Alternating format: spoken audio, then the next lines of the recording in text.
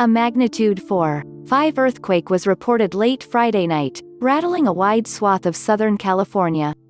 There were no immediate reports of serious damage or injuries, but the 11:38 p.m.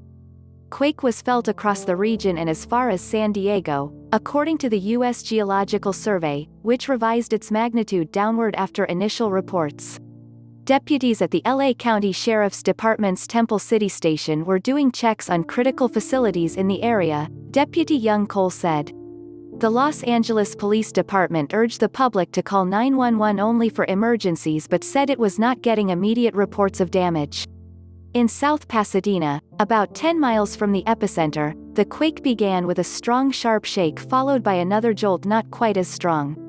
Several items fell off a shelf in one home. But power remained on.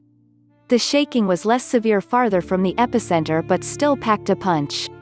The temblor was centered not far from the epicenter of the 1987 Whittier Narrows earthquake, seismologist Lucy Jones said on Twitter.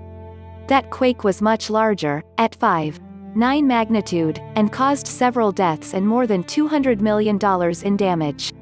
The Whittier Narrows area is seismically active. In 2014, a magnitude 5.1 earthquake struck along the Puente Hills Thrust Fault, which stretches from the San Gabriel Valley to downtown Los Angeles.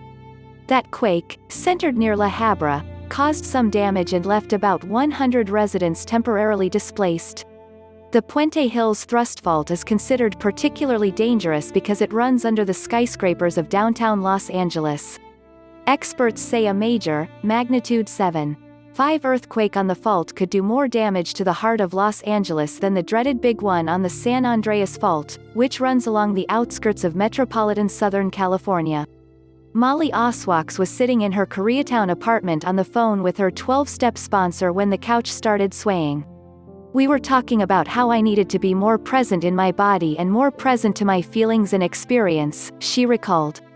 And then it started to shake. As the framed art above her rattled on the wall, the 31-year-old freelance writer freaked out in real time, while processing it on the phone with her sponsor, who was not in the city at the time.